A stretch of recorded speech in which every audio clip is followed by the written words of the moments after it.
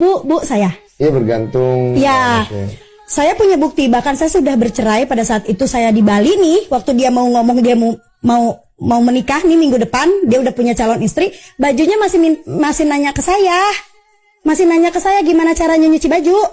Saya masih punya bukti chatnya. Kok ini aneh sih? Ini beneran nih? Beneran, Mas. Kejadian ini beneran? Kejadian. Ada di handphone saya masih aman semua. Ini orang nonton pasti bingung loh. Ini aneh loh itu. Ya kenapa? Saya kan sayang. Iya benar. Jadi saya tuh waktu bilang sama dia saya memutuskan untuk ayo kita bercerai, kita akan selalu terus bersama-sama. Saya sayang sama kamu sebagai kayak keluarga jadi rasanya. Jadi gini, saya sayang gitu, mau kamu tetap kamu baik-baik aja, tetap kamu sehat, ada apa-apa sama beliau pun saya pasti sedih. Tapi kalau untuk melakukan hubungan suami istri saya sudah tidak bisa. Rasanya udah lain. Berarti kamu tulus juga ya sayang sama dia ya? Tulus lah. Kalau saya nggak tulus sudah saya tinggalin dari dulu dong, Mas. Saya pernah makan satu mie instan dibagi 3 kok. Saat susah-susahnya.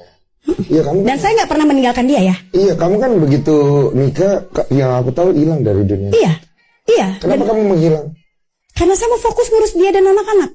Pada saat kalau menikah saya mau fokus ngurus dia dan menyiapkan diri untuk menjadi ibu. Kan belum punya anak. Waktu saat itu kamu berpikir itu worth it? Worth it. Karena kalau keluarga itu saya bawa ke akhirat. Oke. Sekarang saya lebih mengenal karaktermu lebih jauh. Worth it for you ya? Worth it. Sangat worth it. Oke. Keluarga itu segalanya buat saya. Saya nggak peduli kehilangan, mau sekarang saya punya karir besar. Dibanding dengan saya kehilangan keluarga saya nggak mau. Dan selama... Aduh, saya rada cengeng nih kalau udah ngomong. Dan selama kamu menikah, apa yang membuat kamu mempertahankan kondisi pernikahanmu itu dengan banyak hal yang tadi kita udah obrolin? Saya sayang sama papanya anak-anak dan saya punya anak. Itu yang selalu kalau misalnya udah mulai apa gua harus cerai ya, misal ya, bohong lah kalau nggak ada pemikiran itu ya. Misal saya menemukan dia atau saya cemburu dia chatting sama perempuan atau saya tahu dia jalan sama perempuan, saya ada cemburu bertengkar muncul gitu di sini. Apa gue tinggalin dia ya gitu. Terus tiba-tiba saya lihat anak saya lagi tidur. Gitu loh. Cengeng dah. Saya tekan ego saya. Saya bertahan karena saya mau anak-anak tetap punya mama dan papa komplit. Saya nggak mau anak saya tuh ya, sebetulnya ini yang Mawar sesalkan sekarang kenapa jadi rame. Perceraian itu mau baik-baik aja, sebaik-baik apapun itu sudah melukai perasaannya anak-anak. Ya, sudah sangat melukai. Jadi ya, selama ini yang bikin saya kuat untuk bertahan ya anak, Mas. Iya, rata-rata seorang wanita pasti di situ. Karena kan setahu aku ketika kamu sudah punya anak, biasanya perhatian ke suami itu agak berkurang karena lebih ke anak kan.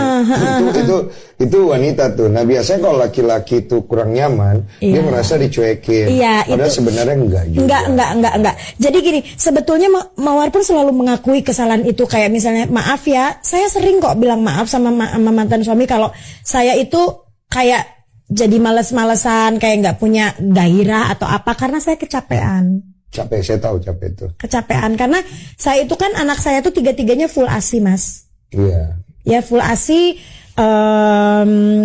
kalau yang nomor 2 itu lebih parah lagi. Karena saya harus mompa, dia pernah dirawat di rumah sakit selama 2 minggu, itu kan saya mompa ASI, kirim ke rumah sakit, mompa ASI. Itu perjuangannya jauh lebih capek banget. Dan pada saat itu kita benar-benar gak punya uang. Jadi saya benar-benar pergi ke rumah sakit itu naik motor pun sewa. Kamu pernah nggak sih berada di titik pas kamu menikah nih, di titik kamu pernikahan